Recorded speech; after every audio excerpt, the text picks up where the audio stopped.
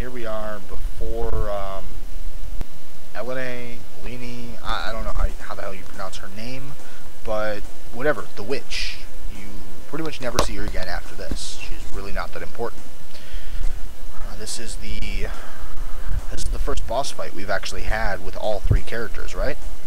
I think so. The first one where you'll actually watch us have to actually use items. Yeah, we're approximately, we're above level. Myself and Pepto are above level for this. Way above level. However, Schizo is far enough below level that it balances it and makes it a fair fight. So, yeah, I think you should be around... What part of this crap is fair? Yeah, this boss does some really douchey moves for where you're at. As you can see, like, I took 10 damage there, nothing major. Schizo, on the other hand, is getting his ass kicked, and that is dead already. Yeah, see. Well, it's not the damage alone, it's the fact that it's the paralyzed that goes with it. So you're stuck sitting there doing nothing. Yeah. And as you can see there's actually, I didn't notice this when we played through, but Pepto was able to heal Schizo, even after he was dead. If you're at 0 HP, you have like a 2-second grace period where you can open up your ring menu and cast heal on that character, and they will, they'll take the heal. They won't die. So it's kind of cool. I didn't realize that happened the first time we did this.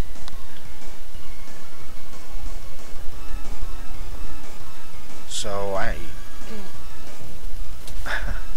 haven't been paying too much attention to the fight that I'm watching right now when I went into the whole speech about the healing thing at 0 life. But the really douche thing that this boss does, I think, is right not here. Alright, this sucks. Yeah, I think it's gonna be the next jump he does. Yeah. It's, we'll wait to see that. Chocolate.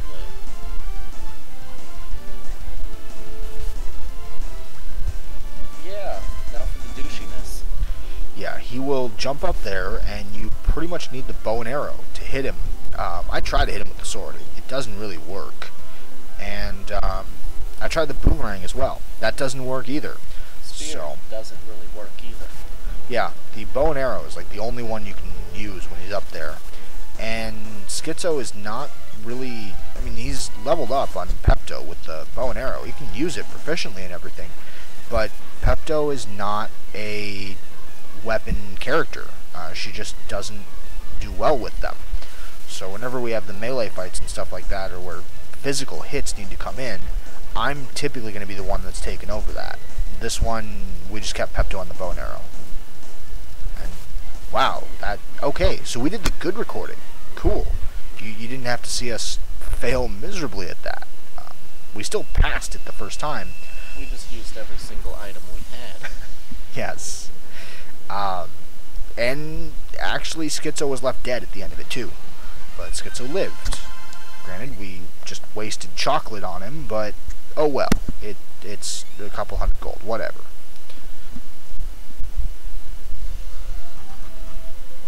So we go, talk to the witch. She pretty much just begs, don't hurt me. For some reason we don't. She tried to kill us, but yet we're just gonna let her walk away and yeah. Well, it's because she transforms into an innocent old lady, and we just can't hit her. But I'd still do it. You know, screw it. She'd sick this giant spiked cat at us that jumps up on a ledge and casts fire spells. Screw her. Oh, by the way, yeah, we open up these chests, 50 gold, and the whip comes out of this one. After this, it's going to suddenly jump to the next area. There's a quick delay, and all you're gonna miss is us running out. When you clear a castle or a temple or whatever, all the enemies are gone. It was just us running through an empty temple, which you saw us go through it with enemies. At least there was something to watch. But going back, it was just nothing. So we just stopped recording, and then ran back through, and then this is where it picks up. There's still no enemies here, but there's the dialogue that I wanted to catch. So I'll just keep going through this and jump over to the whip, because that's going to come in handy later. And we're running. I really didn't feel like editing out 15 seconds of running, especially after I just edited out like 2 minutes of it.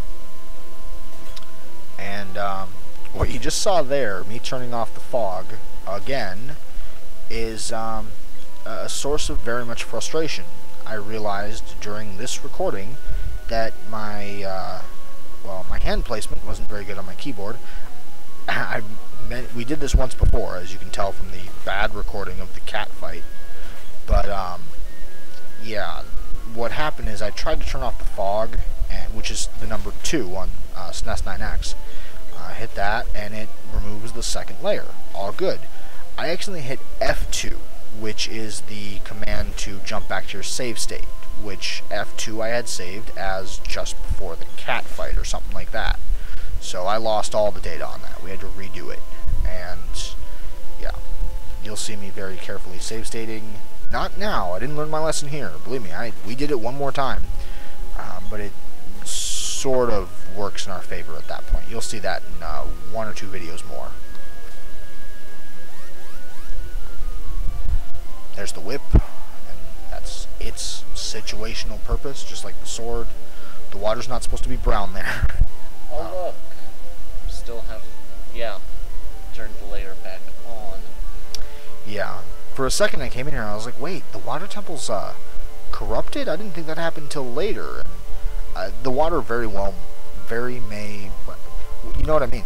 It might turn brown later in the game. I don't remember. I know the water temple does actually get taken over at one point. Small spoiler alert. But you have no idea by who or why or what happens. I will say that that little area we were just at, great place for a boss fight, huh? Yeah. By the way, switch problem with having 2 people. Yeah.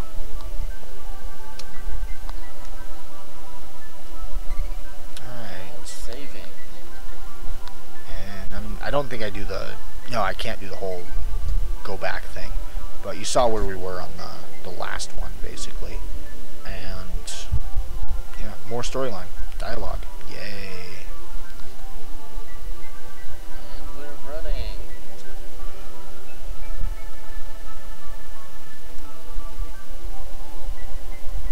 All the way out again. Yeah, I didn't find the water temple to be too terribly long, and I don't like cutting things out for no good reason. You know, if it's a minute and a half, 2 minutes of running through an empty temple, sure, I'll cut that out. That's like 15 seconds of running around there, and it's just not worth cutting that out. So we'll leave it in. You can see where we're going and stuff like that. But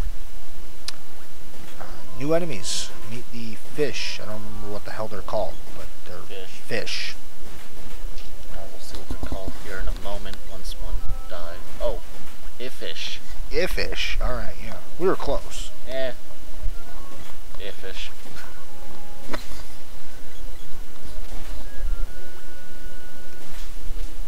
And into another cave of Iffish. Alright. At the very least, I can say this.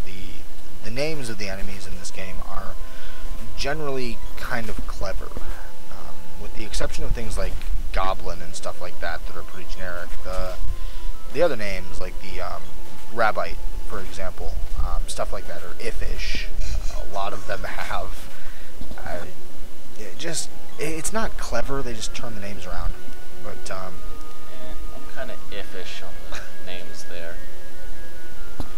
Okay, now, even though you don't hear epic boss music going on right now, this is actually a boss fight.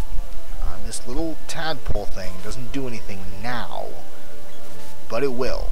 It bounces, it looks cute, it needs to die. Kind of looks like a Pokemon, actually. Oh, I should have named the little midget Pikachu just for this battle. 7 letters wouldn't work. Gotta be 6. Damn it. Alright, so yeah. As you can see, this is really boring. This is the only boss fight in the game, I think, that does this.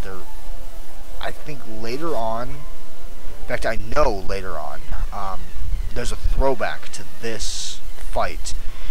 If you see the doors in the back, like left, and I think there's one on the right side too, you do come back here, and you have to fight this guy again, except you fight 3 of his brothers. Well, yeah. You fight 3 of this thing at the same time. They do the exact same abilities, just like this. He eats you. It's a blue Yoshi. And apparently I'm delicious, because he's just going to keep going back for more. And it takes me forever to realize that actually I have control over when Pepto gets released. He spits the person out as soon as he gets hit again. You'll see many times I just kind of stand there, holding my whip, not really doing anything with it. Yep, the whole time I'm getting eaten. Place your own innuendo joke there.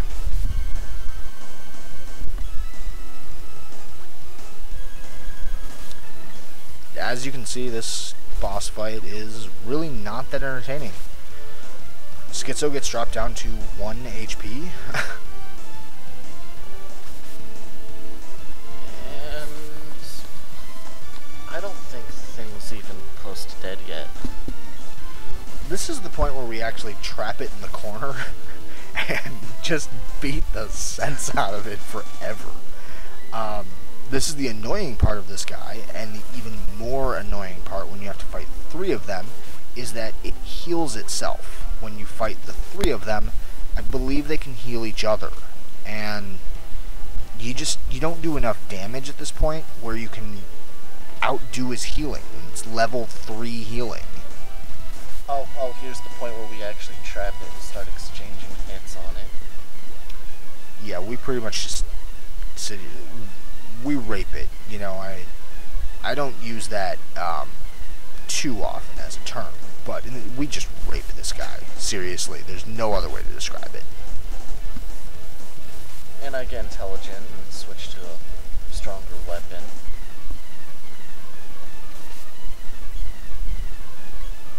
Move just so I don't get eaten again. Yep. This should be one of those fights where you finally trap him in the corner and the game just goes, okay, alright, fine, you win. I'm not going to subject you to doing this for the rest of the fight, because we really don't take damage for the rest of this. He heals, we hit. He heals, we hit. I'm pretty sure he stops healing when he runs out of freaking mana. Well, it is an RPG and he changed form. Oh, he's dead. Okay. So the door opens up behind here, and we get our first magical elemental. This is Undine, as you can see. And yeah, this video is going to end pretty quick here. We got about 15 seconds maybe. Yeah, something like that. And we at least get through the dialogue here. Yeah, I will say we don't actually explain the magic. I didn't have a pause period where we're like, alright, this is how the spells work. We do end up using almost all of the abilities, I believe, in the next video though. Schizo's kind of experimenting with them because he's learning how to use magic and everything in this game. Okay, still, I was wrong on 15 seconds. We still got 5, 4, just end. Alright, I think we're good. Ta-da! Hold art. Alright, next video.